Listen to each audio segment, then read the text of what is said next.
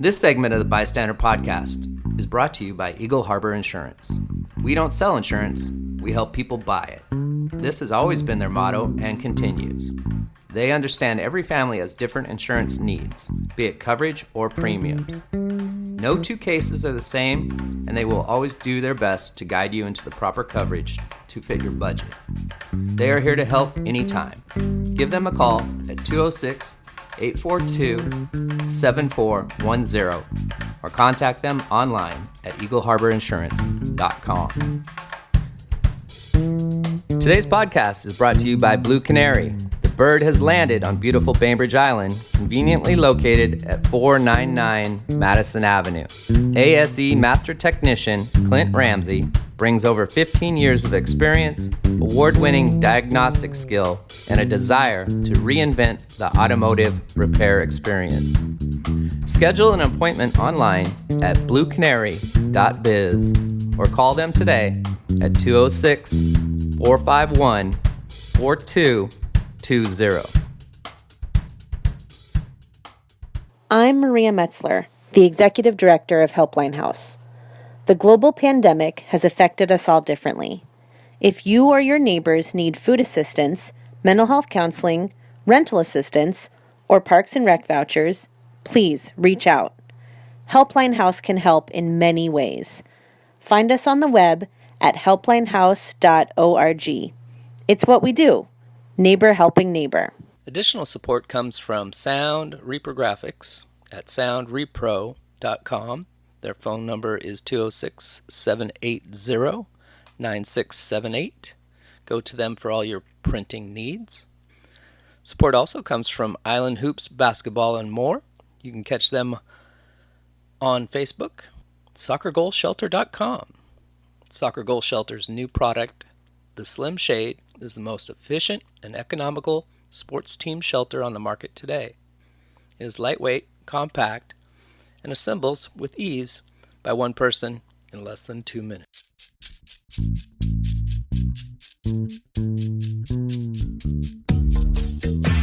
I got something for your mind, body, and soul.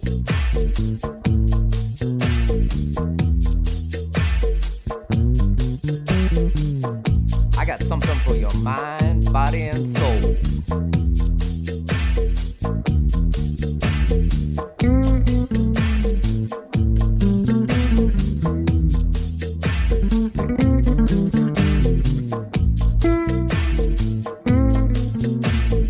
You have found the Bystander Podcast. Now here's your host with the most, Tiny Tim. What's cracking, Podcastville? You found the Bystander Podcast. Today, my guest is Dave Vitale from Starward Whiskey. How you doing, David? Pretty good, thanks. Pretty excited to be here. Yeah, I love your man shed. I think it's a great concept. In all things fair and equal, I think you need to make a she shed for your lovely wife, Holly.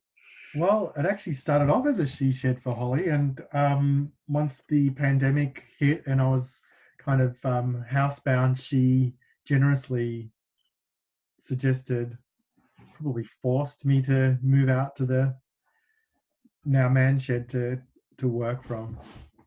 Yeah, well, you got all the essentials, plenty of bottles of whiskey up there. That's it. Yeah. Some whiskey. I got some books up on the shelf nowadays, and whiskey everywhere, always within arm's reach. Like I've got bottles here on the desk behind me. I'm sorry, did you just grab a Bushmills? No, it wasn't Bushmills actually. It was a Johnny Walker Black, which is like an amazing blended whiskey from Scotland. It's So one you're of my basically inspirations. cheating on yourself there, huh? Yeah, a little. Like, I mean, I love whiskey spelt both ways, Tim. So, like, it doesn't matter whether it's from Scotland, Ireland, America, Australia, Taiwan, Japan. It's all great stuff. So David is a CEO of a whiskey company out of Australia, and also my new neighbor, which is also makes me think that you're going to be shortly listed as my favorite neighbor because you make the whiskey. But little known fact, we lived in Kentucky when our son was born because my wife worked at the University of Kentucky in that hospital, in the labs around there. And I was introduced to the bourbon culture and horse racing and the massive loads of religion and flatlands and Appalachians and a lot of different things. But the bourbon culture has a great history in Kentucky. And some of my friends that know me from Seattle call me Kentucky Lucky because of that bourbon connection. Can you tell me what inspired you to get involved in whiskey creation? Yeah, a few things actually. Like, a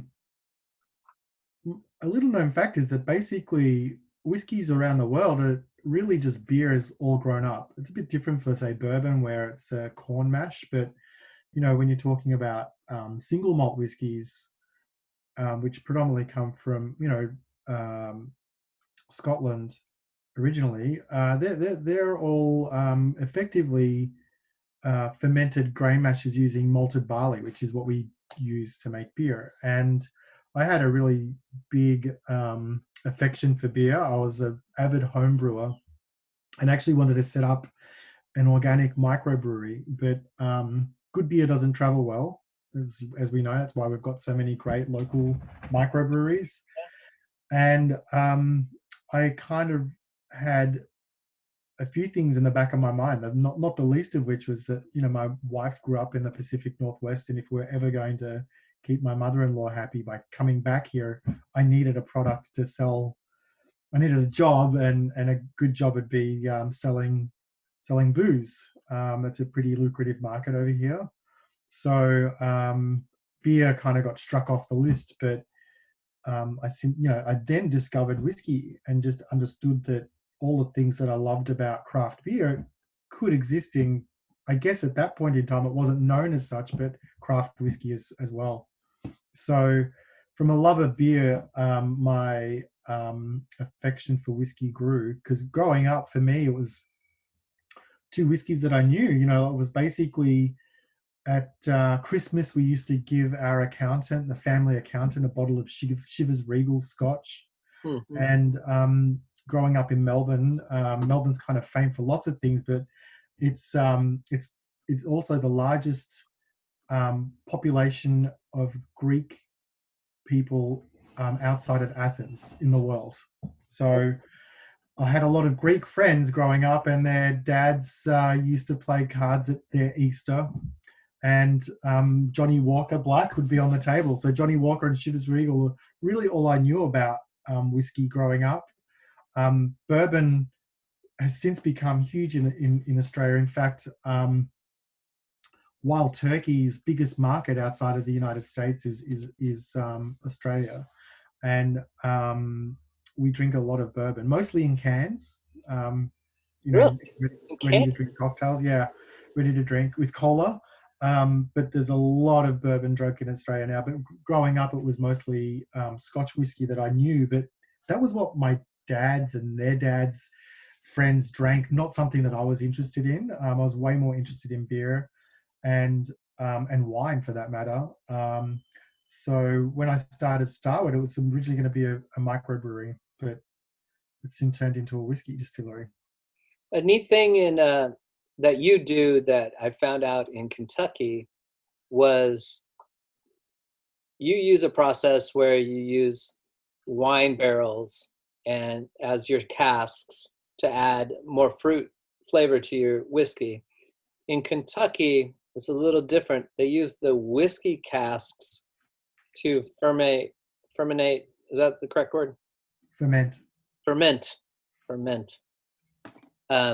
Their beer in whiskey casks. So you have this bourbon beer that I have yet to find anywhere else that was absolutely delicious. It was really good.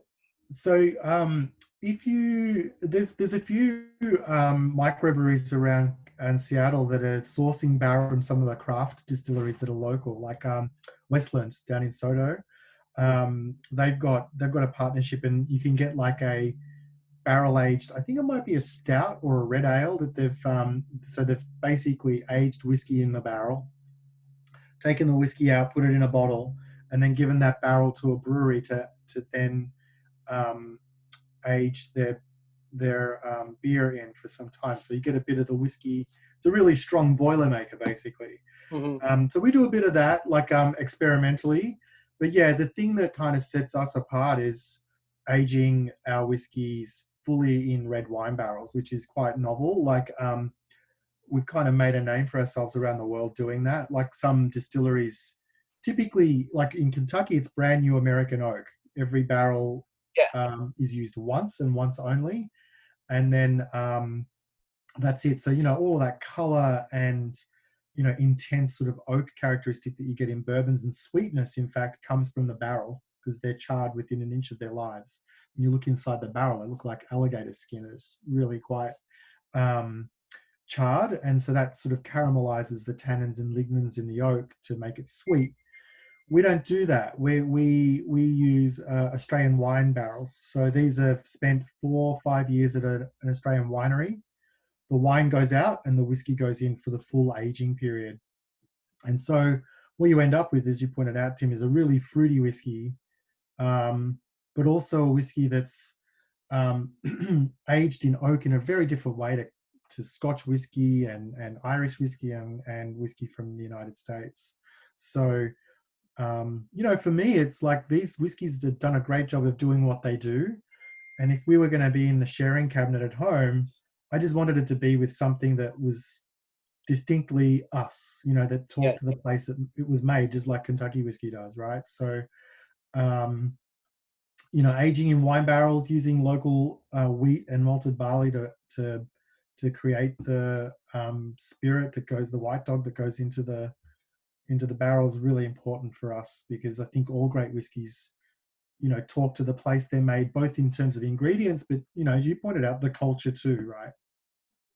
Yeah, and thank you for the bottle that you sent to me previously. I would share it with the audience right now, but it is long gone, and it was delicious. But I didn't find it kind of like the bourbons that are mixed with honey and such, where it was like candy flavor. It was still a true whiskey flavor. It wasn't, the sweetness didn't dominate my palate. And I found that refreshing and rewarding, and very, very smooth stuff. With that said, I've only sampled one of your lines, so please send more. Also, thank you so much for joining me with a bike ride around the island today. That was a lot of fun. It's kind of weird that we're now in our man sheds just across the street talking online. It is a bit, isn't it? Yeah, well, this is the time we live in. Like, a lot of my days spent like this now, talking to whiskey clubs and, interested kind of journalists or buyers in retail stores about, Australian whiskey, which is kind of foreign. Not many people know about it here, but I have to say, the curiosity and the interest and the feedback that we've gotten for the whiskey over here has been, overwhelmingly positive, and, it pumps my tires up. I'm so far away from home, right? Everything that I've kind of established, sometimes it can get quite like isolating, just being, setting something up from scratch in a new country.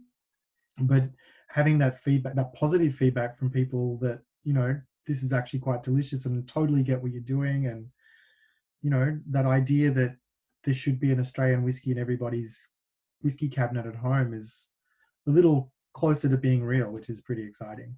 Yeah, because you don't think of Australia as a whiskey haven whatsoever. No. As an American, I don't. Well, and a lot of Australians don't either. Scotch and bourbon have done such a great job of really dominating the market. We had, for over 150 years. In fact, this is an interesting tidbit, right? Like, Australia's been making whiskey more continuously than America has, because you had the Prohibition period, right? And legitimate whiskey. But like Buffalo Trace was making it during Prohibition, and it was much like the marijuana aspect now, where you just needed a doctor to give you a script that says, Hey, David, I think you're suffering from lack of whiskey. Here's a subscription or a prescription for Buffalo Trace. I did see Wild Turkey Distillery when I was in Kentucky, and it was basically out in the woods, and it looked like a prison. Yeah. So, and in Kentucky, a lot of people think that's a low end whiskey in a lot of ways, and I think it's from the thought process that it's hasn't evolved. Like you're bringing in a different craft to the flavor and the branding and such.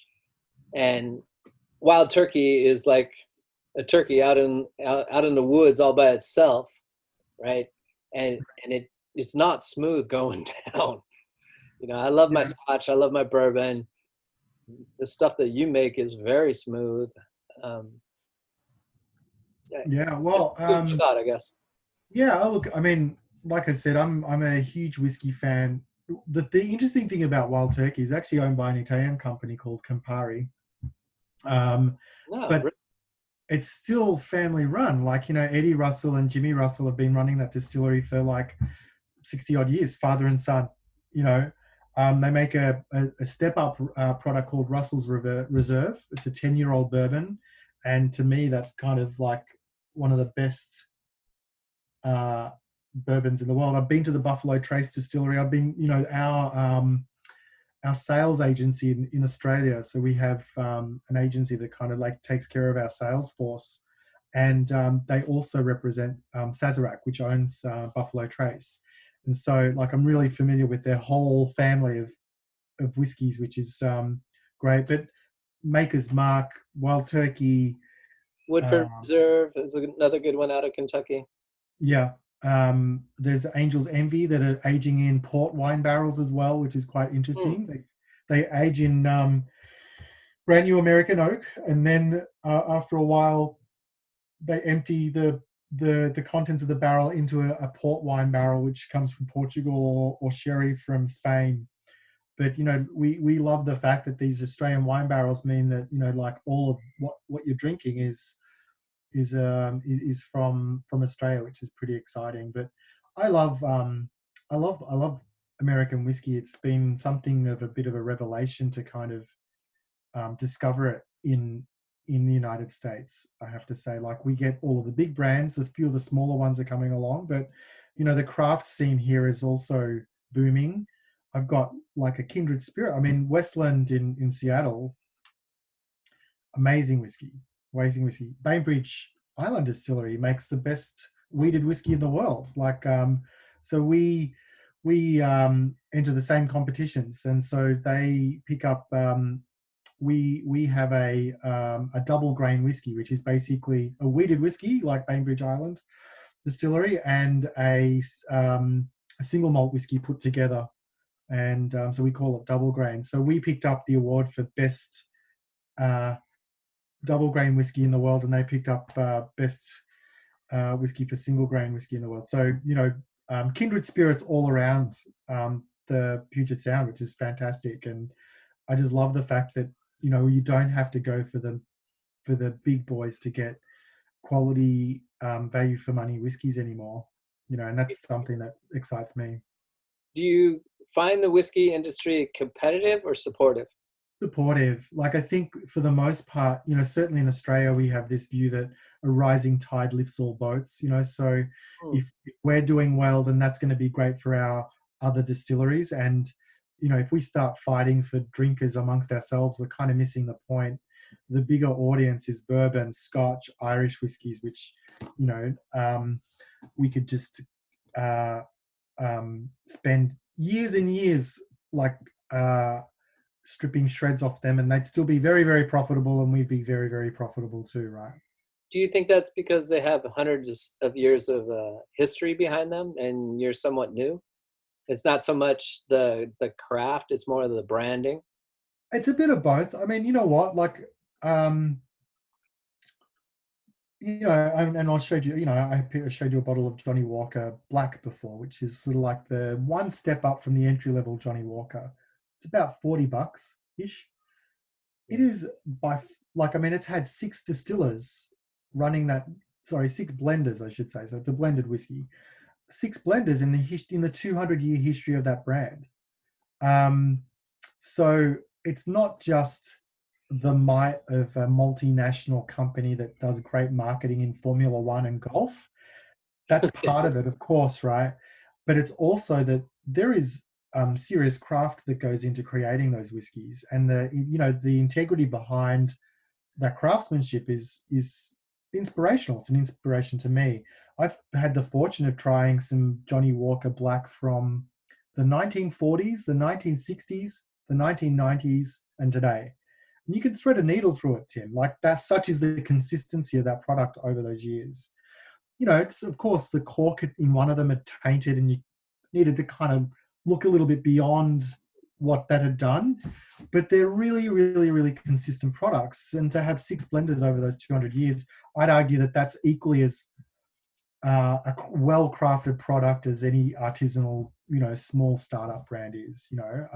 They've just got an unfair advantage of billions of dollars and incumbency, right? But we've got an unfair advantage of, like, you can still talk to the founder, and you can have an intimate connection with the distillery and the people behind the brands. So I think that the craft spirit scene generally, whether it's gin, vodka, whiskey, rum, has its own advantages, and that's that you can kind of develop an intimate connection with the people that make the spirits in a way that those large brands, you just can't. But to argue that they're of lesser quality just because scale gives them a price advantage, in some instances is right, but not always. Yeah, but what do you think? That's well said. But what do you think about, you said threading the needle over decades of time. So is aged whiskey, 40 years, any better than a 10-year? Oh, good question. Yeah, so what I meant was basically it was 12-year-old whiskey, but in a library stored for all of that period of time, so that you could do a horizontal sort of tasting of the same product from a different era. So it wasn't 40-year-old, 60-year-old whiskey. Okay. It was all 12-year-old whiskey. Whiskey, once it's, unlike wine, once it's in a bottle, doesn't really age all that much. You do get some oxidation from the bottle if you keep it for quite some time, but I've never had that problem of it changing. It sort of finishes before the change happens. But glass is inert, and for whiskies, they don't really change once they're in glass in a way that wine still sort of evolves. It's part of the cellaring process. But we have a view that age is just that. It's just a statement of age, right? Like, it's not really talking to quality, but just time in wood. And Melbourne, my hometown's kind of famed for having 4 seasons in a day, so we can have upwards of 40-degree Fahrenheit shifts in temperature within an afternoon. If you watch the Australian Open or the Grand Prix, you'll see it happening before your eyes, where the roof in the tennis center gets closed because there's a thunderstorm outside, and then it opens, and like it's really cold, or so there's different sort of diurnal ranges. Rolly. Yeah, this is COVID time. Sorry, can you excuse me a second? It's good. We'll talk about it. This is COVID times. This is what podcasting and Zoom meetings look like nowadays. We're in a man shed. David's got a dog. Life is happening all around him. What happens in it's the same thing happening here. The same thing happening on CNN, ESPN. Life interrupts. Exactly. This is the new normal. We're going live, and there he goes again. There's a dog fight outside David's man shed. Good time to take a pause and say, hey, support BainbridgeStrong.com. You can buy coffee and t-shirts and support the BISTANDER Podcast through Bainbridge Strong and all other small businesses and creators that are struggling through this COVID time. We'll be right back with David Vitale, CEO and founder of Starward Whiskey. Small interlude there. So yeah, we were just talking about age statements on whiskies, and I think that in old world whiskies like Scotland, where the temperature rarely changes, age has an influence because it needs time in wood to become more of the whiskey that it needs to be. But modern distilleries and modern approaches to making whiskey and places where whiskey is made mean that age is less of a relevant factor. There's very rarely you see a bourbon with an age statement like on the bottle, right? Like it's 4 years of age. 4 years and a day makes it a straight bourbon. Any younger than that, you need to have the age on the bottle for all whiskies in the United States. And we're proudly 3 Melbourne years. That's kind of what we say. It's aged for 3 Melbourne years. And anyone that's been to Melbourne will know that like we have this amazing diurnal range. It's called, like a huge temperature range that can be up to 40 degrees Fahrenheit every day. And that change in temperature means that the barrels are working harder than they would in Scotland or in Kentucky or Seattle for sure, right? So in 3 years, we can get a really smooth, easy drinking whiskey that actually, if we left it in the barrel for 10 years, would just be completely unbalanced and over oaked. Okay. Yeah, because in my early 20s, I grew up in a French restaurant working there, and I was fascinated by the sommelier and scotches and ports and aged wine. Champions Wine is still around in Seattle right now.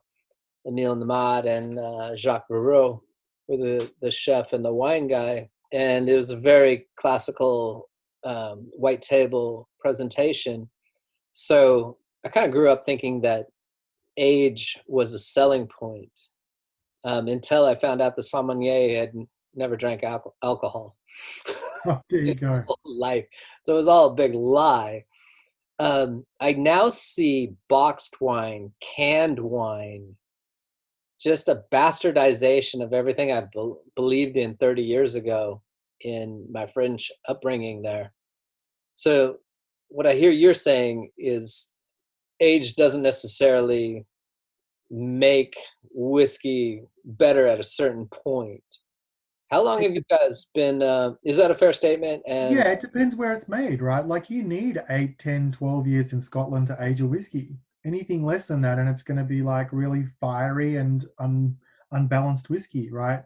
In Melbourne or Kentucky or Seattle, it's going to be different to Scotland. And that's just a factor of the climate, because that's what aging is about, is, interacting with the environment to, mellow the whiskey out. But is it just like GMOs with vegetables and stuff? Is there climate control in these areas that can make a consistency to the aging of whiskey?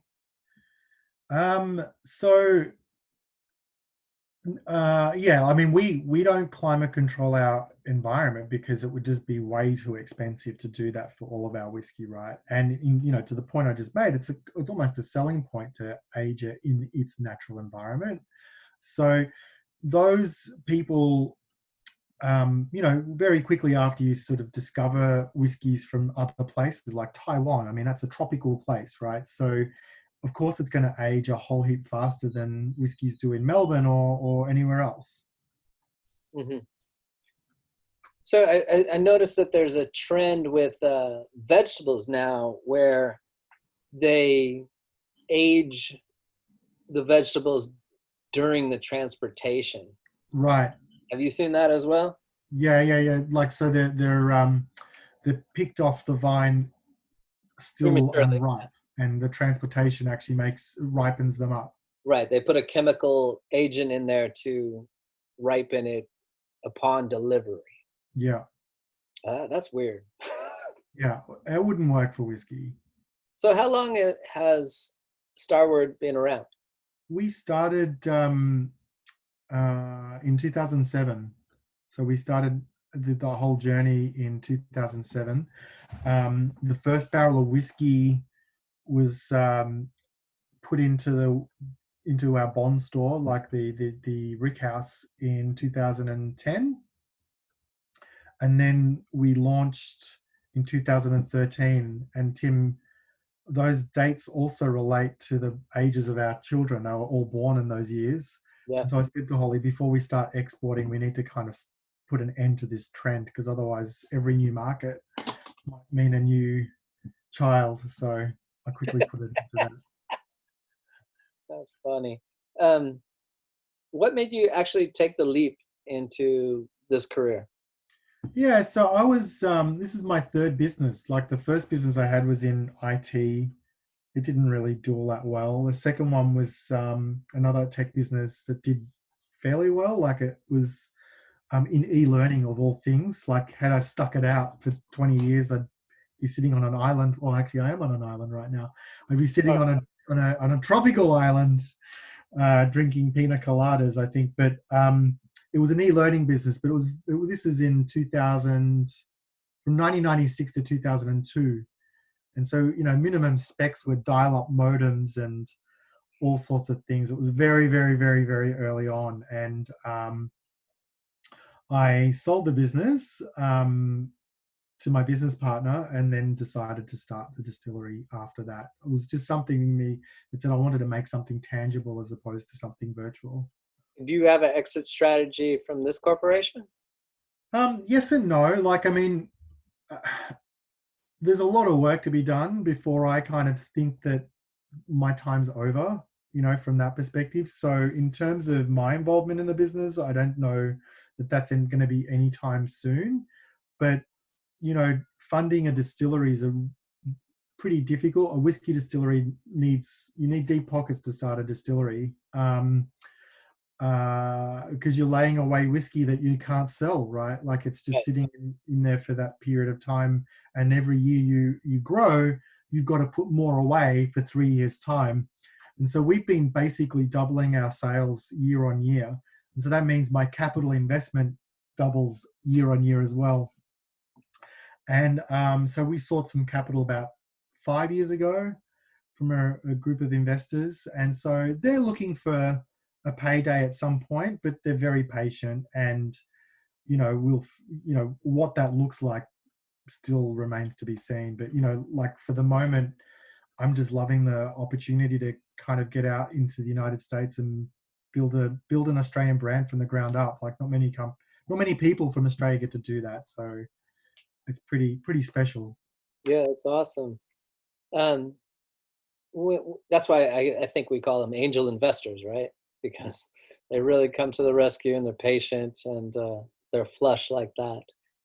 Do you have any angel investors that say, hey, I want the Bystander Podcast whiskey separate line or whatever like that? Because I know like Maker's Mark will set aside a cask for certain people.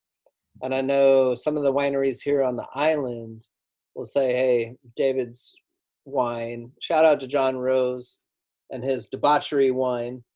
But that's a single investor getting a small portion, kind of just to say, hey guys, I got my own wine.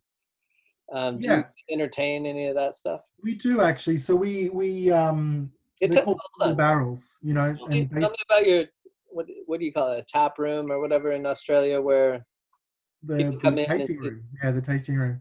Tasting room. So we've got a program called the Single Barrel Program. So you can buy a barrel of whiskey and have it labeled for yourself. So I don't know, maybe when you get a million sort of subscribers to the podcast, maybe we can go to the distillery as celebration and pick a barrel. Hey, I'm way past that, man. Don't have to worry about that. Let's do it. Well, just gotta get my mom to tell more friends. So talk a little bit about the method and the maturation process. And, we were on the bike ride and we kind of touched on recycling and composting while we were talking on the ride. I'm curious to know what you do with all your mash. Good question. So all of the mash after we've so we consume about 5 metric tons of barley a day, malted barley a day, and grain a day. And where do you source that? That's that's 1 ton of barley is basically 3 feet by 3 feet by 3 feet. If you could kind of that's pretty small in my estimation for a ton. That's a ton. Yeah. So yeah, maybe a bit more, maybe 4 feet by 3 feet by 3 feet. But anyway, that's sort of like a pallet, like something that fits on a pallet, a cube. Okay. That size. So we go through 5 of those a day. So yeah, by Kentucky distillery standards, that's small. But if we, to put that into context, if we were a microbrewery in Melbourne, we'd be the biggest. That's how much malted barley we use as a microbrewery. And I dare say that a lot of the breweries in Seattle would struggle to kind of make that much as well, like use that much barley on a daily basis. So we go through a fair bit of malt to make our whiskey into a beer that we then distill. So that's the first part of the process, is that we mash in malted barley, we ferment it, and then we distill it. That spent grain, so the process of mashing is effectively making, if you can imagine some oatmeal, and then straining all of that sugary sweet liquid out of the mash that we're then going to add yeast to ferment. So what we're left with is a high protein, high fiber byproduct, which farmers love, because for that reason, right? Like it really does give some diversity to particularly cows, their diet of grass. Resale market for that used mash? No, they're doing us a favor, Tim. So we basically say, if you can pick it up, you can have it for free. Like if we were bigger, we could definitely think about monetizing it. But at our scale, they're literally, because otherwise it ends up in landfill, and that would be disastrous. So the byproduct goes to local farmers that then use it to raise their cows. When I first started, we were small enough to work with a small sow house piggery, and the deal was that I got 2 legs of pork that I could turn into salami, being Italian. And so I would get those legs of pork, make salami, and then enjoy whiskey that was with the salami that was made from the byproduct of the whiskey that made it. So that was kind of nice. Yeah, farm to table. I love that. Yeah. I lived off the grid for a short period of time in my life, and we butchered animals and gardened, and we're very much about turning the crops over and the soil and the compost like that. So I appreciate anyone that has a thought process that considers that type of stuff. Yeah, look, and one of the things that we did late last year actually was just change our the format of our glass. So in Australia, this is an older bottle. You can see that there's got all of this beautiful base to it, which is lovely, but the carbon footprint of that is huge, both in terms of production and also shipping around the world now, right? It's just heavier, right? It's heavier, yeah. So that's my water carafe at home. Oh, yeah, there you go. So we moved to a different. I don't have one here yet, but they're on the water, to a lighter footprint bottle, and that's taken out of each carton of. Yeah, it's about a 25% weight saving in each carton of glass, which is huge. So every step of the way, we try and think about sustainability. It's not some sort of catchphrase. It's just part of. It's like safety, right? Like you don't kind of think about safety initiatives. You just operate in a safe manner. And, in the same way for us, sustainability is just kind of baked into our mindset.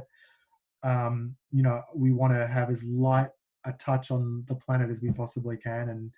And whatever we can do to do that, we chase after really quickly. Water's another one. We live in basically an island desert, right, in Australia, a desert island. And so water is a very scarce resource. So we're approaching world's best in terms of a consumption of water at a distillery. So, the next step up is, investing more capital than we've invested in anything just to treat the water, which we're not quite there at yet. But, what we want to do to make a bottle of whiskey, you need 10 times as much water, right? Right. You're distilling it down, so you're keeping the alcohol, and the rest of it's a byproduct. And so what do you do with the 9/10 is a big question. So again, a lot of that gets treated on site and reused for hose down water and for non production based uses. And then the rest of it then gets recycled and used on for irrigation around Melbourne. But the other big challenge is I've gone blank now. Oh, that's right. Cooling the condensers that we use to turn the vapor back into water, and so they're very energy intensive products. So we've got this kind of environment where to mash grains you need hot liquid, and to distill vapor back into water, to turn vapor back into water, you need cooling stuff. So we basically use one to heat the other. So we bring cold water into the distillery, feed it through the condensers, and that then becomes the mash-in water that we use for the next brew. So therefore minimizing consumption of energy and water as well. So processes are very important to minimize the cost, because you have fine line. I mean, 2 cents on every bottle, it can make a huge profit margin for you, as opposed to setting you back in the opposite. Yeah, so it's cost. It's some of these things actually add 2 cents to a bottle, the right thing to do, right? Just in terms of the footprint on the planet. So some of them, a lot of them, in fact, do save you money. You're right, Tim. But some of them are like obviously less glass is going to be all the way through savings. But some of the process engineering that we put in place is a significant investment for a distillery our size. But to me, it's just sort of the right way of going about doing things to, recover as much energy as we can, or not waste energy, and make sure that we've got that lightest footprint as we possibly can. You guys offer master classes in distillery as well? Yeah, so it's interesting. Like, for a very long time, when we started, we were actually in an old Qantas, our national airline, maintenance hangar at an airport. It was sort of like the airport's kind of like Boeing Field to SeaTac. Like, it was the original airport in Melbourne, but then it was outgrown, and so there's all of these wonderful old historic hangars out at the airport that we converted into the distillery. And so early on, it was almost by design made it very unsexy, because for me, the home place of the spirit should be in the lounge room at home, or in a bar or a restaurant, not the place, right? Because we didn't have the investment and the infrastructure of, say, a Wild Turkey or Maker's Mark, Maker's Mark visitor experience in Kentucky is amazing. And so we deliberately didn't do that. But about 4 years ago, we moved to about a mile from downtown Melbourne, in a 40,000 square foot gas spot. It's big, and so we're one of the very few distilleries in the world to be like within a mile of a major city, with everything done on site, from barley to bottle to bar. We've got our own bar at the distillery too, so you can kind of do a class bar and enjoy something to drink. It's a 300-person licensed bar in downtown Melbourne.